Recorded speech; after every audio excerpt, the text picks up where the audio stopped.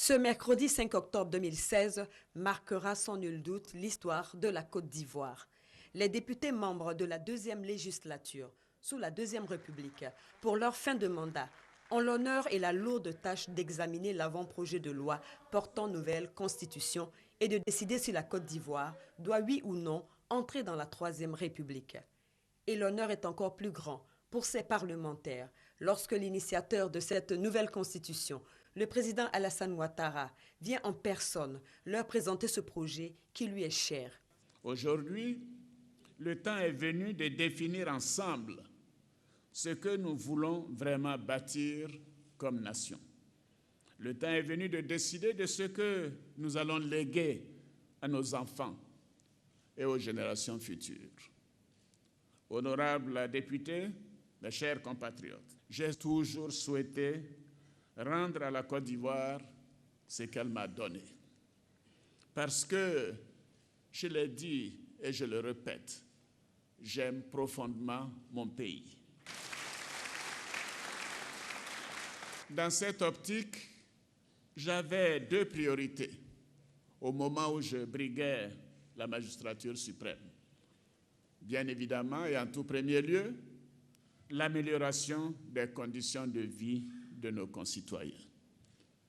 Et, bien entendu, le renforcement de notre démocratie et de l'état de droit. En plus de ces priorités, je m'étais engagé, lors de la campagne présidentielle de 2010, à doter notre pays d'une nouvelle constitution, celle de la Troisième République. Je suis un homme de parole et je suis devant vous pour tenir cet engagement. Cet avant-projet de constitution réaffirme l'attachement de la Côte d'Ivoire aux droits humains et aux libertés. Il l'interdit avec une plus grande fermeté toute forme de discrimination fondée sur la race, le sexe, la religion ou l'ethnie. Il garantit le droit de chaque Ivoirien à un libre accès à la justice, à l'information et aux documents publics. Il constitutionnalise l'école obligatoire, l'interdiction du travail des enfants, la liberté de création artistique et littéraire et criminalise le déversement des déchets toxiques. Dans cet avant-projet de constitution, il est clairement établi que seul l'État, les collectivités publiques et les personnes physiques de nationalité ivoirienne peuvent accéder à la propriété foncière rurale et que les droits acquis sont garantis. Il prévoit la promotion, le développement et la protection des droits politiques de la femme.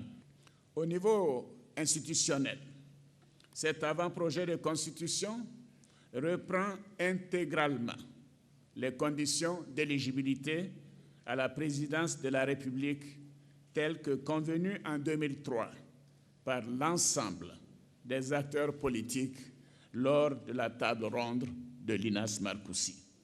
L'avant-projet prévoit aussi la création d'un poste de vice-président élu au suffrage universel direct, en même temps que le président de la République, est soumis aux mêmes conditions d'éligibilité.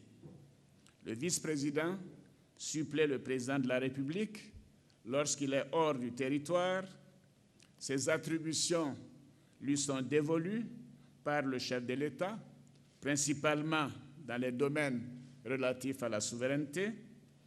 En cas de vacance de la présidence de la République, le vice-président garantit la stabilité et la continuité du fonctionnement de l'exécutif d'une part et le respect du calendrier électoral d'autre part. L'objectif de cette réforme est qu'en cas de vacance du pouvoir, la succession se fasse dans la paix, car tout comme le président de la République, le vice-président sera élu directement par le peuple souverain. Afin d'offrir plus de visibilité politique, le calendrier de l'élection présidentielle est désormais constitutionnalisé. Le cycle électoral sera ainsi connu à l'avance par tous, avec des dates précises, afin qu'aucun report ou décalage ne puisse perturber la stabilité de notre nation. Le mandat du président de la République est de 5 ans, renouvelable une seule fois. Il en est de même pour le vice-président. Une autre réforme institutionnelle est celle de la création d'un Sénat. Désormais, le Parlement ivoirien sera composé de 2 chambres, l'Assemblée nationale et le Sénat. Mais, honorables députés, rassurez-vous, l'Assemblée nationale a la primauté et demeure la Chambre des représentants, tandis que le Sénat représentera les collectivités territoriales décentralisées et les Ivoiriens de l'étranger. Au plan judiciaire, cet avant-projet de constitution réaffirme et renforce l'indépendance du pouvoir judiciaire.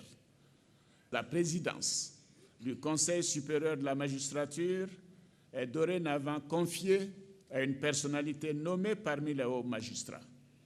Afin de garantir un meilleur fonctionnement du pouvoir judiciaire, la Cour suprême et la Cour des comptes sont désormais 2 juridictions. La Cour des comptes ayant été érigée en une institution séparée, conformément à nos engagements au sein de l'Union économique et monétaire ouest-africaine, l'UEMOA. Notre pays est appelé à un grand destin, celui d'être un modèle d'espérance promise à l'humanité. La Constitution de la Troisième République se veut être un contrat social pour l'accomplissement de ce destin pour des générations.